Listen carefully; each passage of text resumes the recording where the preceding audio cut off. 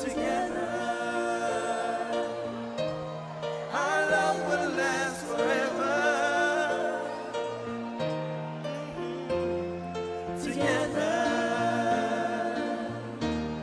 just you and me forever.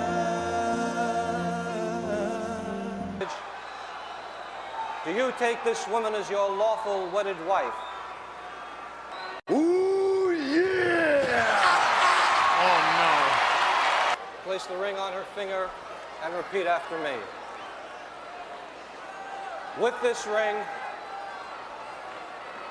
no. With this ring, I thee wed. I thee wed. Hello and welcome to With This Ring, episode 43. I'm your co-host Ryan Everett, I'm your co-host, Cindy Everett.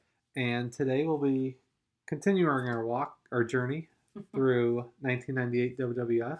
And when we last left, we had just seen Unforgiven, 1998, with Steve Austin successfully defending the WWF title, but technically losing to Dude Love via disqualification. And then the next night, Steve Austin fought Goldust, or the artist formerly known as We didn't Goldust. watch that, did we? We just watched the very ending because Gerald Briscoe was the guest referee. Okay. And Vince McMahon tried to hit Steve Austin with the belt and then kind of missed and hit Briscoe. That's right.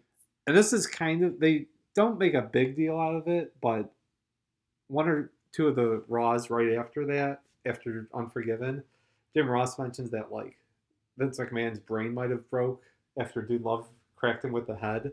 So it's kind of, with the chair, so it's kind of like, not canon, but kind of canon that Vince McMahon has now gone insane. Oh. And that's like why he's... Like diabolical genius. Yeah, like why he wants to destroy Steve Austin. Like before it was just, he didn't want him as champion, and now it's like cartoon evil henchman. Like, did that help ratings? Yeah, they were pretty much winning. Well, this was at the point when WCW was only on like for an hour and at like 6 to 7 p.m. because of the NBA playoffs. So Raw was Turner Networks, yep. Turner Properties. So Raw was starting to really get churning here, and this was like, you know, their momentum is usually strongest right after WrestleMania. So they were kind of building on that and getting ready to move into the summer months. Summer sweeps. Yes. So after that, then we didn't watch this, but we watched it before when it was Mick Foley versus Terry Funk on Raw. It was just a brawl all over the whole state, the whole arena. As Mick Foley is wont to do. Yeah, and at the end, Mick Foley beats Terry Funk, and Vince McMahon comes out and offers him the Dude Love clothes. That's right. With the stripper-clad bikini. Yes. The bikini-clad strippers, sorry. Yes, stripper-clad. And they dance to the Dude Love music, and he's back in the fold.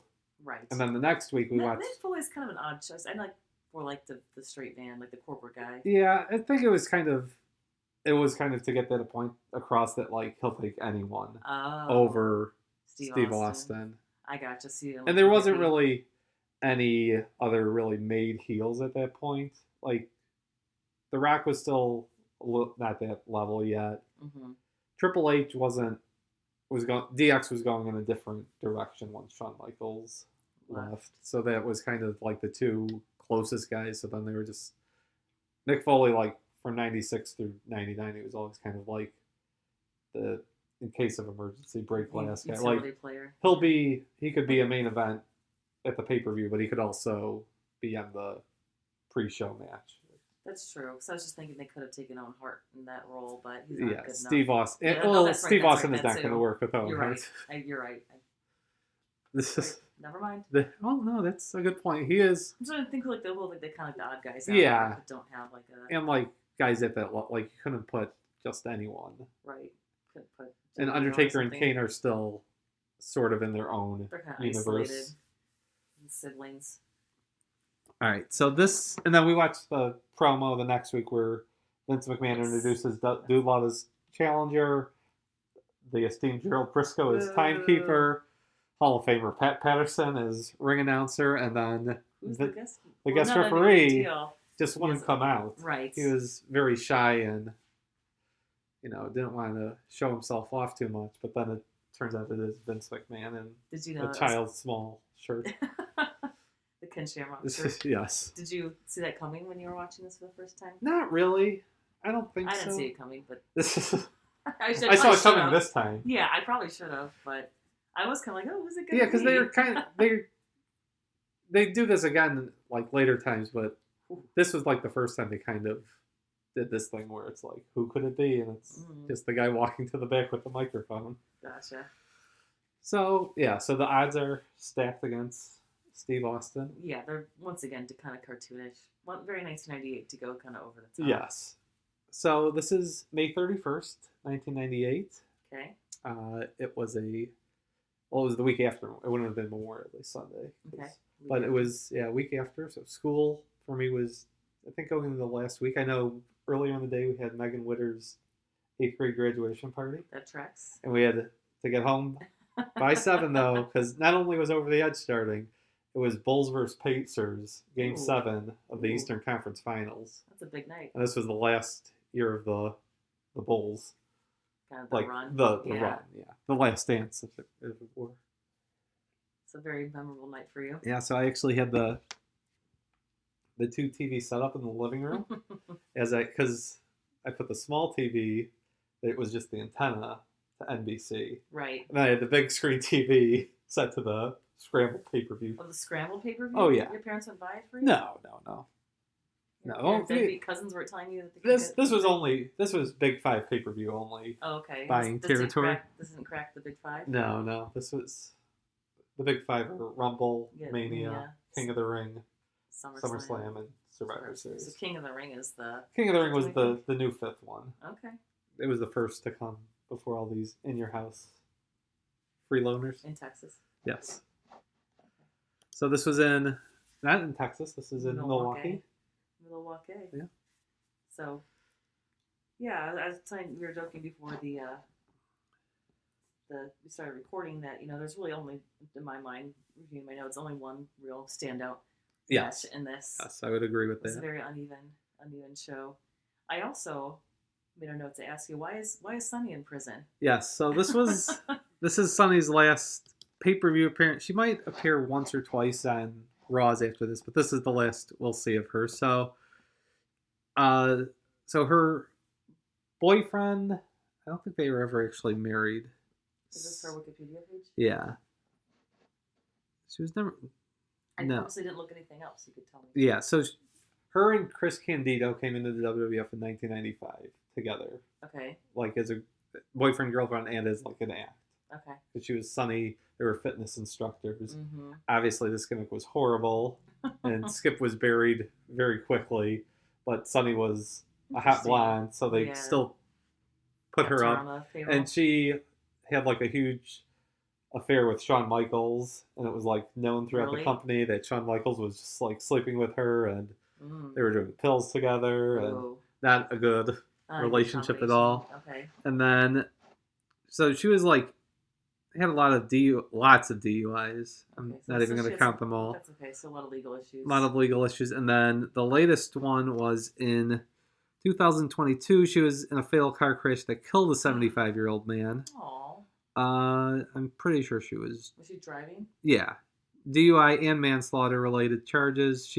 Her blood alcohol content was about 3.5 times the legal limit. So that's like a 3.0. Oh, Sunny, that's bad. 3.0. All right, she belongs in prison. Yeah, she tried to get bond. A judge deemed her to be a danger to the community and revoked her bond, which was good because, like I said, she has at least like 10 DUIs at least that are reported. And then, so yeah, and so she's in jail awaiting trial. She faces 26 years if convicted. Oh, so she's still in jail? Yeah, and I mean, it sounds like a pretty open and shut case. It should be. That's so sad. 10 DUIs, like you think like the eventually that's a different podcast, but you think that someone would shut that down before it got to the point. Also, like after like 3, shouldn't you have like the blowing thing and like the bracelet? Yeah. Yeah, you should. I mean, 3's too many. Don't get me wrong, but after multiple, you could see 1. I mean, you shouldn't, but 1 is possible.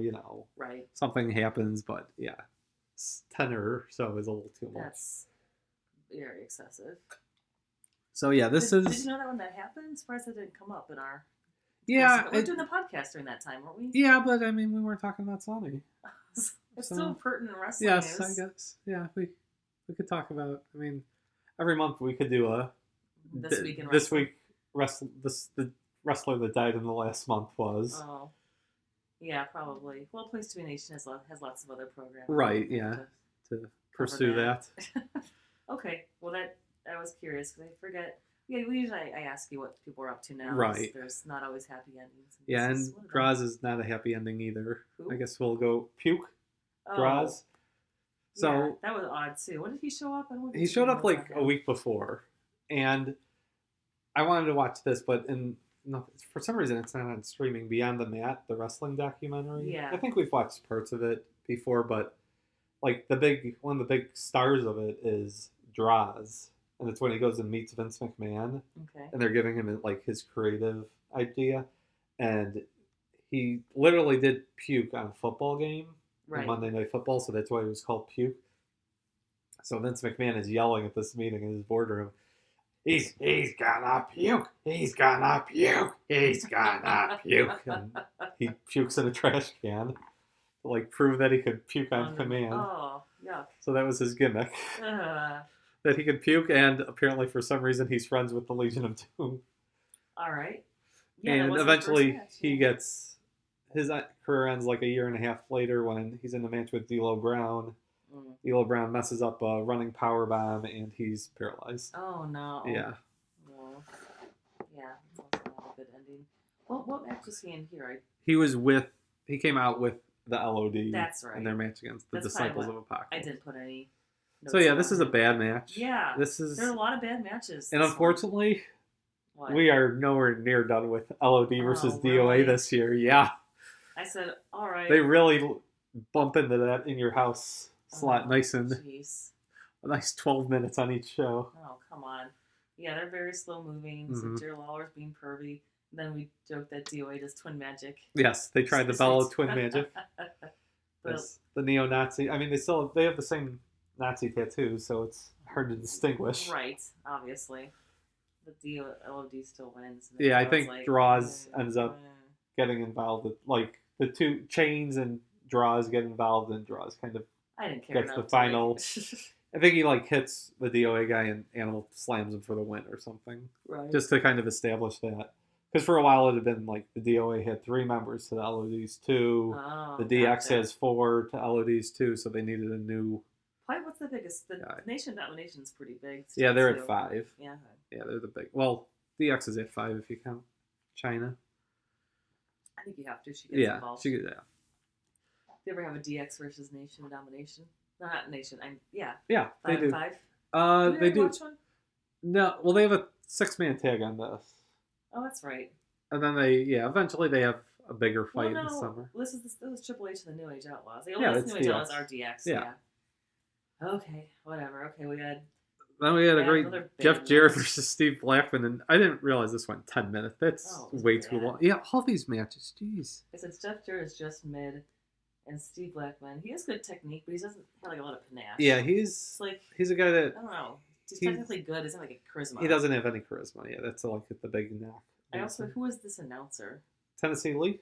Yeah, who is that? He was a manager for a while in WCW. He was Robert Parker, the lead, Vader and Sid's manager, and he's on the beach with the Masters of the Powerbomb when they attempt to kill Sting and Davey Boy Smith. Oh, okay. He's That's in such his a great video. he's in his full plantation suit as walking the okay. beach. Colonel Sanders guy. Yes, Yeah. yes. Okay, that's such a great video. It's so stupid. I love it. It's really good. It's Yeah, great. I'll watch that after we finish. Where they try to recording. kill Sting and Yeah, they Davey blow Boy up the Smith. boat. Yeah. So they would have been a lot better than watching this match. Yeah, Eventually, Jeff Jarrett wins, and just like whatever. yeah, it's very. Are we done with whatever. Jeff Jarrett matches? Oh no! We are just getting you started. were with like Jeff not Jarrett. hyping up this summer for me, man. Well, there's again, like it's been said a lot that the mid card in WCW was great. The main event in WWF was great. Got it. It's not great the other ways though. Interesting. So we're gonna watch WCW 1998 next. Main next events, year? yeah. Main events. Just main events, so you can see Hulk Hogan and Oh, Eric no. Bischoff versus DDP and Jay Leno. No, no thanks.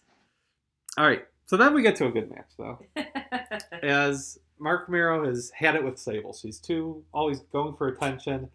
So, but he has her in a personal manager's contract where she has to appear. So right. he is Obviously. saying that he will give her her freedom if she can get someone to fight for her and beat him. Yeah, they made a lot of hype for this. Yeah. So Sable comes out in her kickboxing gear Mm-hmm. and says that she's going to fight for herself. Right. And Mark Mero, tugs at his heartstrings. So he says, it means this much to you, I'll lay down. And you can pin me and win. And then she does this, and he small packages her, wins, and celebrates like he won the WWF title.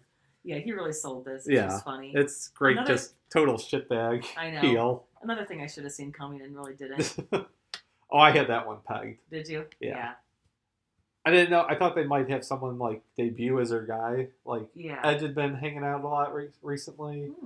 But then, as soon as she came out, I was like, "Oh, Mark Mero's gonna beat her. This is gonna be funny." Hopefully, Sonny gets more airtime. That was my thought at the time. Of course, yeah, that was your thought. But yeah, and then the other part later in the show, they show her like walking up. Yeah, the Sable's slow. Still in her ring gear. Just Well, of course. Her rolling suitcase. Her sad rolling suitcase. Because why would she change clothes or anything? Sad piano music plays her out. Should have at least. Yeah. So then we get Kai and Tai with Yamaguchi-san. Yes. Against Bradshaw and Taka Michinoku. Yep. So. And how did Bradshaw get kind of? Okay, so Kai and Tai came in the night after WrestleMania, actually, and attacked Taka Michinoku. And they were going to be like the 3 bad Japanese guys to fight the 1 good Japanese guy. Okay. And then... obviously we need to segregate everybody of course, their country of origin. I mean, they are all light heavyweights at least, so they could do battle in that arena. But then, at the same time, they kind of had a B story going where Bradshaw wanted to make Taka Michinoku Americanized. And like teach him the ways of America, and Kai and Tai didn't like that because they thought it was turning his back on his country. So then eventually Kai and Tai started attacking Bradshaw, which he didn't like. So then we have this 5-man tag match because Bradshaw's American, so he's at least 2 Japanese guys. Well, it's weight-wise, probably. Yes. Well, no, I mean... I know, but he was significantly bigger. Yes, he's definitely the biggest man in the match. And this is pretty fun to watch. I said the 3 guys win. I liked when JBL cleared them all out of the ring. Yeah, he just kind of throws them all out. Yeah. Yeah, but they give Dick Togo pins Taka Michinoku, so that kind of helps set him up for maybe a title match down the line. But no. Note there's no cruiserweight or light heavyweight title matches the rest of the year on pay-per-view. So. Oh, really? Yeah. What do they get relegated to? Just the house shows? Just the house shows and comedy acts. Gotcha. Oh, yeah. Speaking of, we went to a house show. Yes. Between our last recording and now. We went to the Micro... We did. Micro Wrestling... Federation? I think so. Yeah, probably. Yeah, started with a unannounced Ozzy Osbourne midget tribute concert. Which is odd. I forgot about that. I was just going to sing like the first couple... stanzas, and then he sings sing two all whole Ozzy Osbourne songs. Sing 2 whole songs. Well, guess you gotta... Have you ever seen that at a wrestling show before? Ozzy Osbourne was at WrestleMania 2 in the Rosemount Horizon, but it was a full-grown version of it. The full-size version? Yes. Did he sing 2 songs? No, he just yelled, "British Bulldogs fire!" Nice. That sounds good, too. Yeah. It's nice good. seeing both. Yes. All the Ozzy Osbourne experience. In the greater Chicagoland area. Yeah, that's great. But yeah, this was fun. I guess, like I said, kind of slim pickings this show. This was one of the ones that I remember liking. Yep. The next one was really quick and just kind of like whatever. I think, because, so it's The Rock defending his Intercontinental title against Farouk. I think by this point they kind of realized Farouk's not going to make, like, he might make it as a singles guy, but not against The Rock. Like, The Rock, just his interviews are so much better, and it was kind of like just his personality's outside. Yeah, and like by this time the DX was kind of feuding with the Nation, so that was like the feud they wanted to get to. Gotcha. But they still had to blow this feud off because the Rock still needed to fight Farouk. Right. Well, what does Farouk do after this if he's not in the Nation and kind of becomes a floater? he's a floater. He gets in a tag team for a little while, Mm. off and on, and then at the end of the year, he gets in an actual good tag team that he would actually be in with for quite a while. Okay, good. I like him. Yeah, he's a good guy. Is he a good guy? Do you I know? think so. Okay. I mean, he seems good. He's Well, been sure around for like he's- 35 years with very few scandals or That's anything true. around him. So That's something. Yeah, so like Fruit, like The Rock makes a big deal out coming out in his neck brace. right, because earlier in the night, The Rock came out and cut an interview, and he goes pretty hard after the women of Milwaukee. Mhm. And the camera cuts to someone who kind of fit what he said. And Yeah. King is like, "Oh, look at all the udders on Yeah. that one." He is pretty vicious. Yeah. So then Farouk comes out and gives him a pile driver on a chair. Yep. To shut him up. She deserved. So then he comes out in the neck brace. Farouk attacks him. It's nice, quick but good. Some awkward timing, and then Farouk keeps beating him up after the bell, and the rest of the nation comes out, kind of defend the Rock. Yeah. He's taken out though on the stretcher, I believe. Or, Yes, he is. Yeah. But once again, fine. The Rock's really not that good yet. Yeah, he's still more. Here, he's still more substance than, or more style than and substance. Yeah. More He's steak lucky- than the sizzle. He's more sizzle than steak. Yeah, that's also. He's lucky his dad is a chef there. Whatever however that analogy would Yeah. work. I don't think he would have gotten the chance. It wasn't, like nepotism. I think no. I mean, for a I guy don't who's think he been would've- wrestling a year, I don't think he would have come up that quickly. probably not. No, but I think like he's someone that for the amount of time he's been wrestling, he is more talented than most people. That's true. Because he does have like him. I mean, Randy Orton's another level over the Rock, like as far as like smoothness and stuff. But there is something for people, for multi-generation guys. Yeah, they're probably they understand the business, obviously. Right. They know well, and kind of how to. Doesn't mean they have the talent, but they have like Right. they know like the ropes. Yeah, they can do the basics at least. All right, so Pun intended. I next and speaking of a second generation star, Kane, who since our last show learned is Paul Bear's son. Oh, I was like, who's Kane's dad? Oh yes, obviously that's everyone believes that. Yep. It's not the Undertaker's father. It's actually Paul Bear, because Paul Bear had sex with the Undertaker's mother on the kitchen of their funeral home. Clearly, well then their mother must be like a 7-foot giant because Yeah. all the height's got to come from somewhere. not from the Paul Bearer side Obviously. of the family. I still think it's when did Paul Bearer start wearing the makeup? Like the early 90s. No, Yeah, and then, I mean, he took it off. I Like, haven't seen him with the makeup at all. We've been watching. yeah, I'm saying like he hit it in the early 90s. Oh, And then like 97, he kind of went to his more natural look. His burnt red hair and He has burnt red fat, skin. fat little cheeks. But like, later in his career, he went. Yeah, he makeup went back again. to the makeup in like 99, I think, would be, yeah, because he's got when he's with Evil Undertaker, he's got makeup. Oh, It was really the most though in the early 90s. look at a picture now. So this is Kane versus Vader in a mask versus mask match because no one knows what Vader looks like under. I type Paul Bearer into Google. It says American Funeral Director. Yeah, oh, that's what he was. No, That was his main job. in kayfabe maybe, but No, he actually was a oh, that's mortician. right. William Alvin Moody. Moody. Also known as Percy Pringle, Steve Austin's first manager. I think the makeup suits him well because it like plays up his features. Like the Yeah. in this picture, no makeup. Yeah, it's a little. Oh, funny. All right, sorry, I'm off track. Looking at Paul Bear's. So we get Kane versus Vader. Yeah, why did they set this up? I feel like this didn't really have any context. I Why mean, didn't well, it have was any context? kind of it was building off their match in February at No Way Out of Texas yes when Kane hit him Texas. with the wrench after the The match. comically large. Yeah. wrench, So yes. then Vader came out. At the Inferno match, he came out and attacked Kane. And it was his That's return. right. Yeah. So he had just come back really, and it was kind of just. But who stipulated it to be a unmasking? I don't know really why they No, came up right? with that. Like, Yeah. I think Vader said something like, I'm going to beat you so bad that I'm going to rip that mask off of you. Okay. And they were kind of like, all right, well, you have a mask too. We know what you look like under it because half the It's time. not a mask. It's just like Well, it kind of is, but it's different than Kane's. Right. And of course, shockingly, Kane's mask doesn't get lost to Vader. Vader loses his mask. Right, then Paul Bearer puts it on. Yes. All goofy, which is funny. I think he should have had to put up his...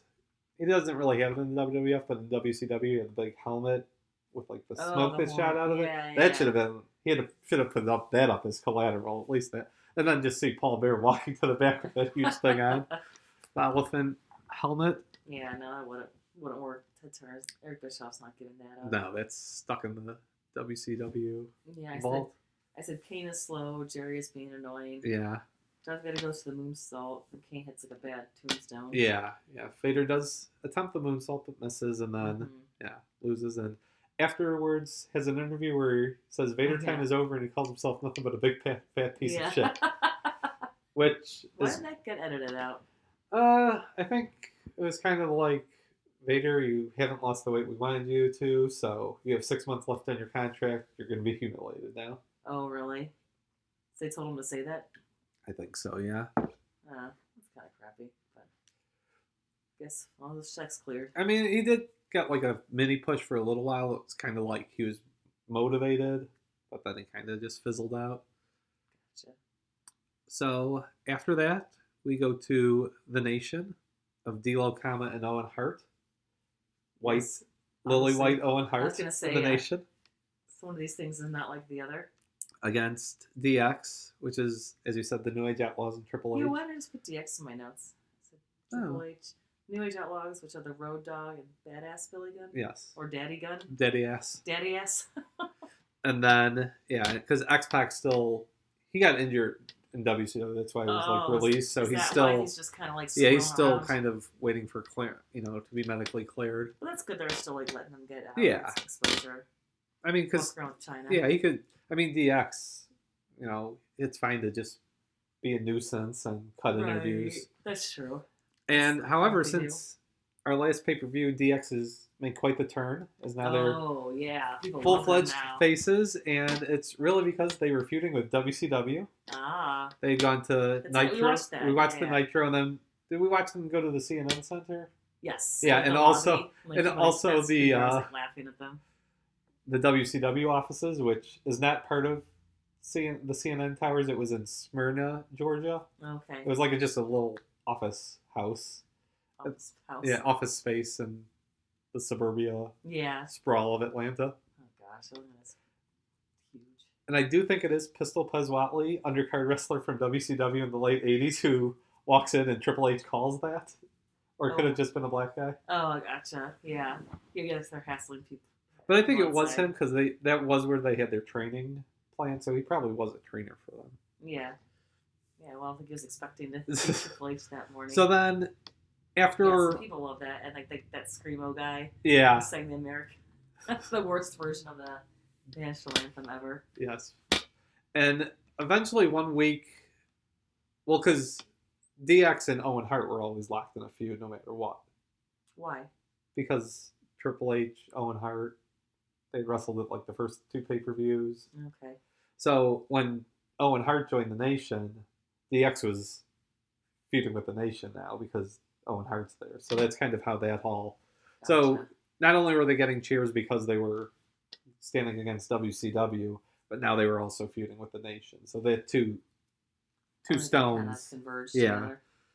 So this is a 6-man with... So it's 18-minute match, our second That's long. longest match of Yeah. the night.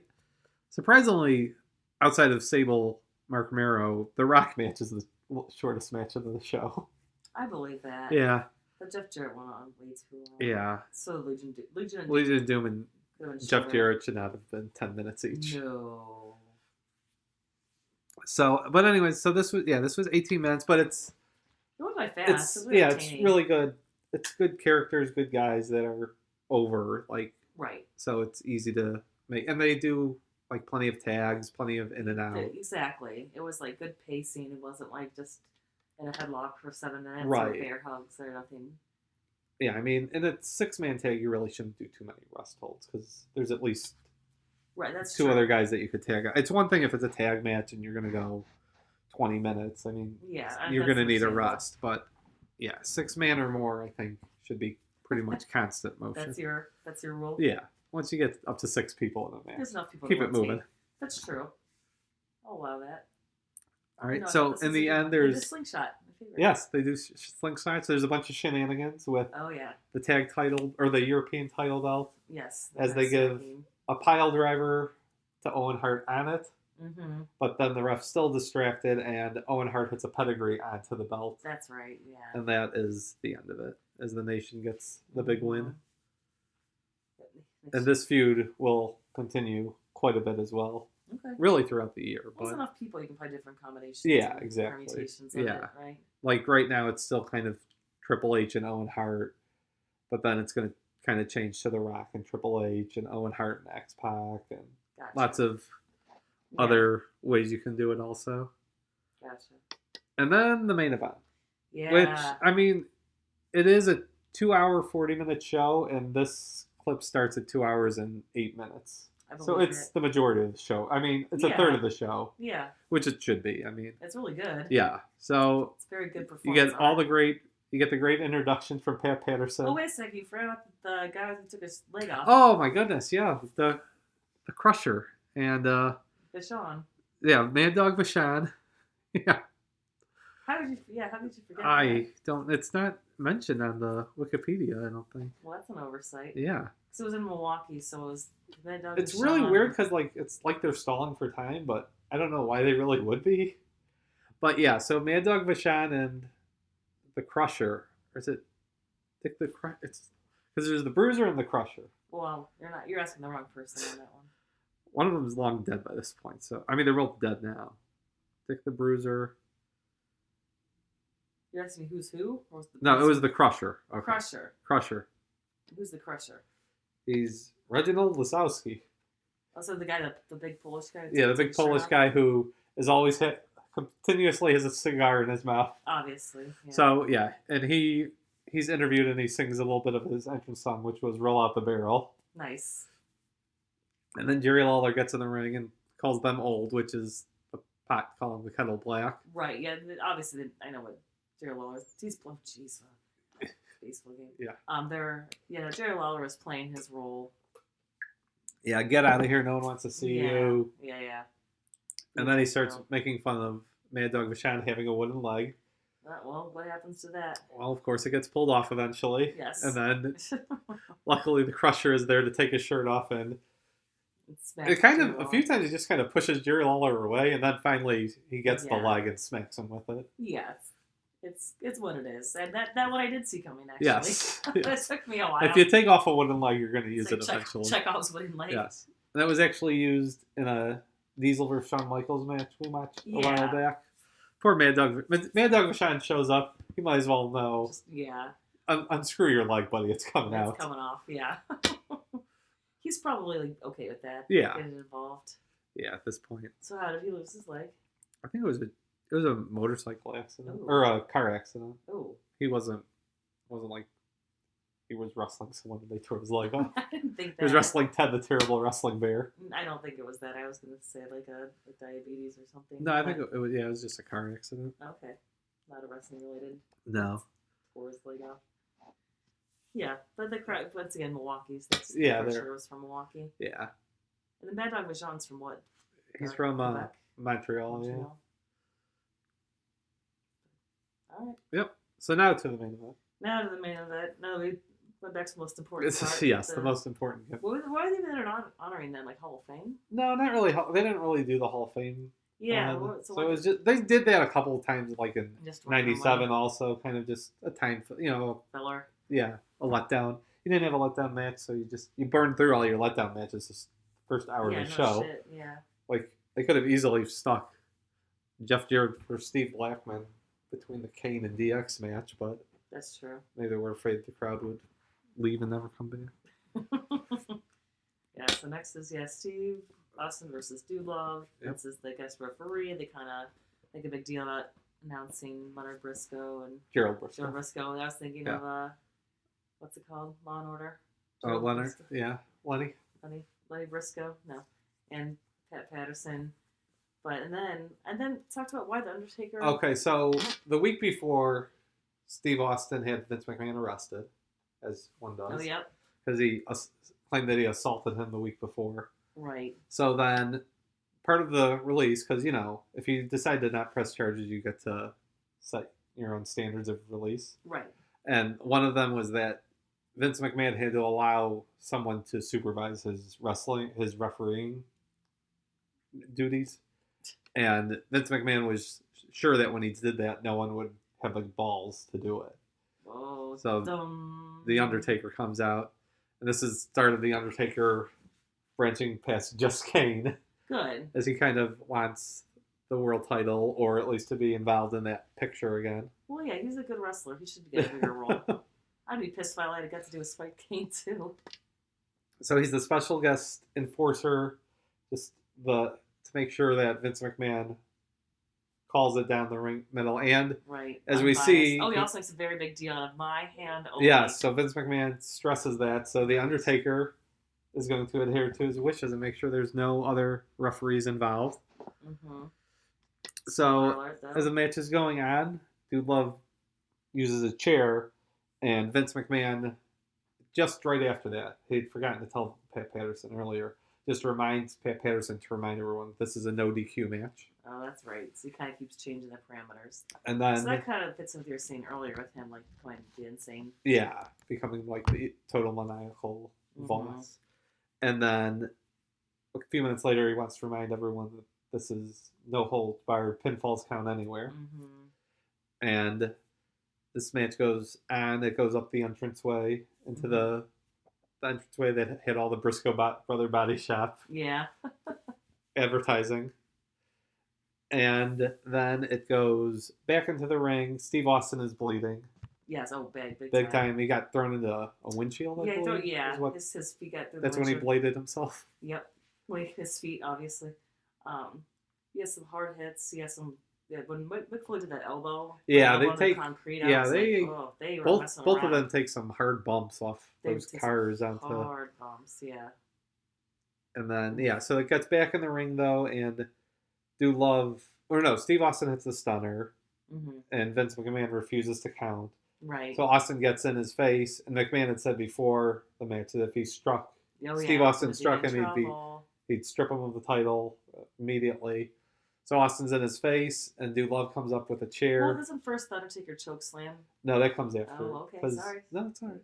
So Vince McMahon hits him, or Dude Love hits Vince McMahon with a chair, knocking him out. And then Dude Love gets the love handle, as it was called, onto Steve Austin. And Gerald Briscoe rolls in the ring to count the three, but the Undertaker pulls him out and chokeslams him through the table. That's right, and the crowd goes insane at this point. And then Pat Patterson goes in, and same thing. And this Pat Patterson gets some airtime on his chokeslam. He does. Gerald Briscoe, who's like probably 70 pounds less, does not get as up as Pat Patterson does. So both of them are chokeslammed through the announce tables.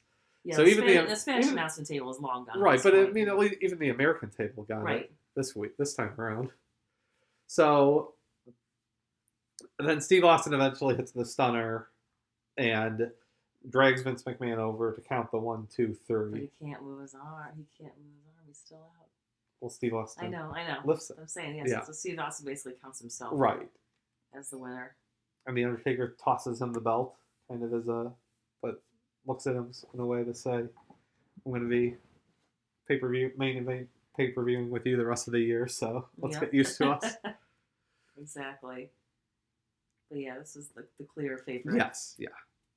Yeah, definitely uneven. I could see, like you said, the mid-card versus really, even once... Some more consistency than nice. Really, even the first... After you get through matches 1 through 4, I mean, match 5 is The Rock Farouk, so it's not a great match, but it's top...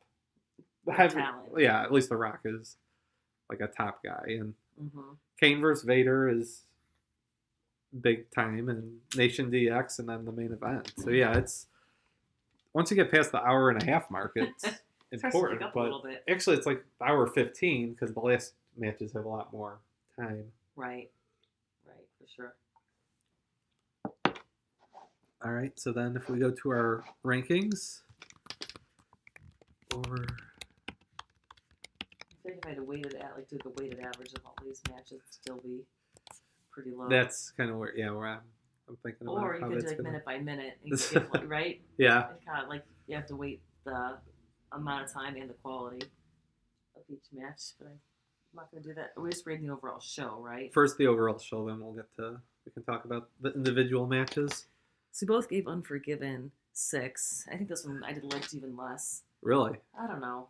Okay, no, this is your ranking. It's also the recency bias. Yeah. You can also put that one at just 6. It's not going to get above the 6. All right, I am gonna go. So I definitely like it more than Unforgiven.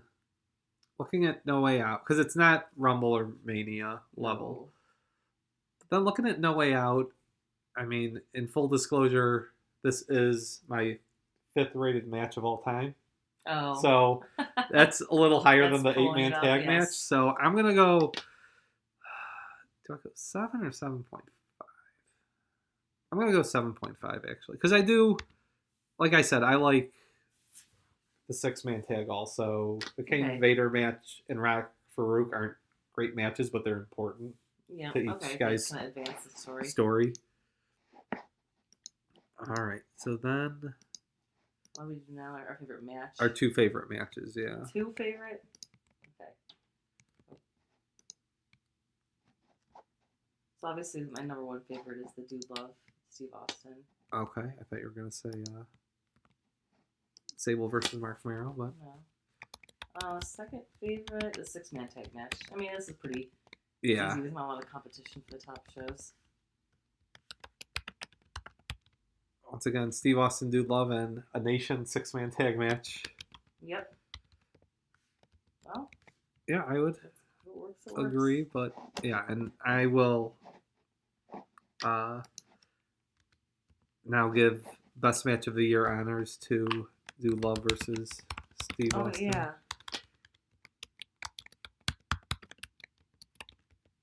What's your second best one? I'd still go with Nation. Slash DX. DX. Yeah, it was a fine. So, man. you're moving your yellow highway yeah. down too. Dude Love, Steve Austin. I still have the Rumble as my Yep. favorite. Do you agree? I don't know. I think we have to watch these all again at the end. We could watch, yeah. Some of them. Some, I don't know if I don't the mini matches the mini match, necessary. I was just gonna say. We've seen our mini wrestling for the We put year. our mini wrestling quota for the year. Yeah, like I said, as far as wrestling shows I go to this year, it better not be the best ones. I don't know. Pay $200 for SummerSlam. That mini show is going to be hard to beat. I'm going to leave it at the Rumble for now. All right, yeah. And like I said, it's Dude Love Steve Austin is my 5th favorite match of all time. yeah, so it's going to be hard to unseat it. Although there is a match in June that will come close. I will say that. Okay. So next month. month we will be looking at King of the Ring. Oh, okay. The tagline was Off With Their Heads. Okay. Had Well, a- that sounds like... Sable with a guillotine, even though she's out of the WWF forever. Right, yes, clearly. That was very...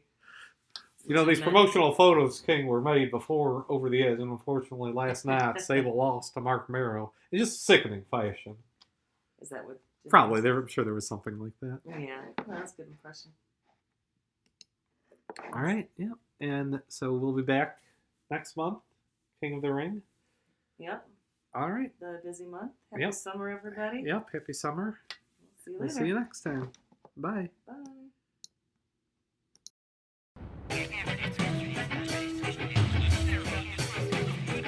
I can see by the way you look at me, Vince, you can't stand the fact that I like to drink a few beers. You can't stand the fact that I do this every now and then. That I do this every now and then. That I use colorful language. You can't stand the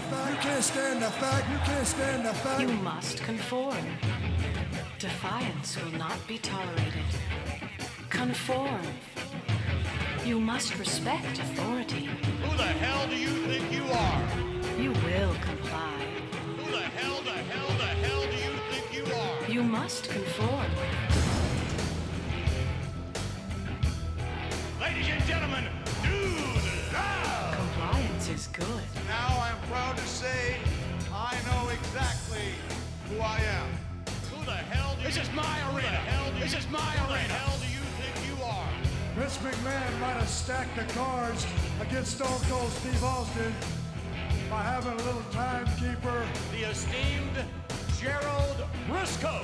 Uh-oh. A bell ringer, Hall of Famer. Pat Patterson. and himself as a special referee. Do you think there's a conspiracy, folks? You must respect authority. Vince McMahon, I know you hate my guts, and I feel the same way about you.